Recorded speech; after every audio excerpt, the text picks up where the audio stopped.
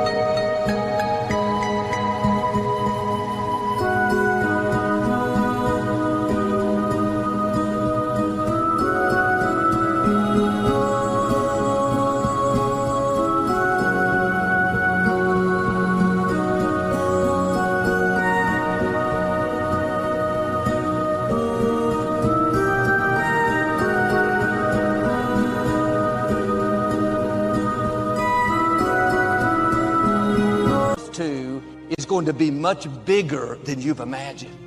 Maybe you've been praying, being your best, but you don't see anything changing. Have a new perspective. You're in the weight room. You're not falling behind. God has you right where He wants you. Now do your part and wait with a good attitude. Thank you that what you promised is on the way. If you will wait with the right attitude, after patience has done its work, you're going to see promises come to pass. Don't allow a moment of agony to make you draw a conclusion about life prematurely. Because if you just keep on walking with God, God has a way of making everything all right. But He warns us that the steps of a good man are ordered by the Lord. Now, the term steps implies process. Means it's going to take a while. Because a blessing given too soon is not a blessing at all. I can give my son the car keys now, but had I given it to him when he was 5, it would not have been a blessing at all. He can't handle it. So would I be a good father if I gave him a good thing too soon? Sometimes my goodness is proven by my ability to say not yet. You see, while you're working on your project,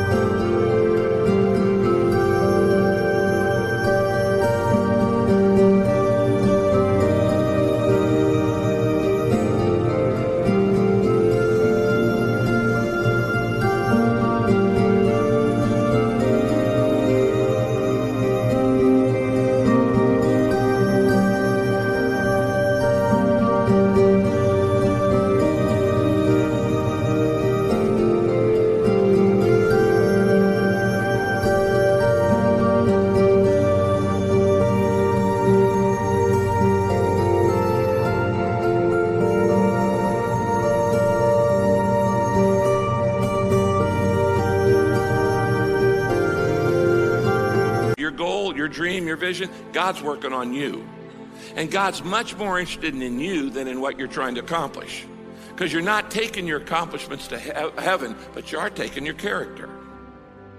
And sometimes God says, yeah, I intend to give you what I've promised you. I intend to answer that prayer. I intend to fulfill the vision, but you're not ready yet. I want you to grow, and when you're ready, then it's going to happen. And I'll admit, I don't like to wait. I like to make progress. I like to get things done. But I've learned some things take time. So much is developed in the process. When you're doing the right thing, but nothing's changing, remember, something is happening. You're growing. You may not like it, but you can't bypass the process. David said, God, my times are in your hands. I not only trust your ways, but I trust your timing. When I'm ready, when I can handle it, you will take me to new levels of my destiny.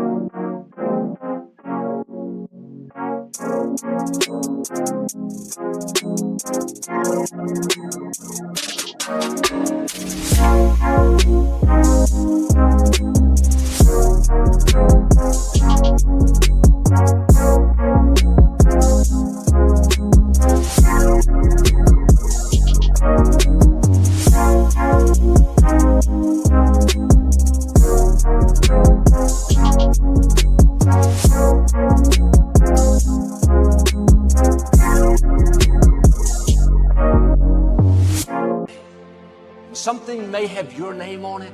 You know God has put it in your heart. But if it happens too soon, the blessing will become a burden. Sometimes God proves His love to us by what He's not letting us have. We just have to spend more time in the weight room, growing, learning to trust God, learning to keep a good attitude when things aren't going our way. The sooner we pass these tests, the sooner God will release what belongs to us. You can never lose faith. When you don't see no way how, you have to buckle down and keep believing. God is always coming. The moment you ask God for something, He boxes it up and He ships it to you. It's going to come. He just don't tell you when. But He don't tell you when the package is going to arrive. So here's the deal. He wants you to stay in faith to receive the package, because He only delivers to Faith Street. That's how it works, man. Let me tell y'all something. Being successful is not a magic trick. You just have to learn the principles of success. I am telling you, your education ain't got nothing to do with it. Now, when you gonna ask Him for it, and are you gonna wait for it to happen? Or are you gonna lose faith? Well, I guess it wasn't the Lord's will. How you know what God's will is?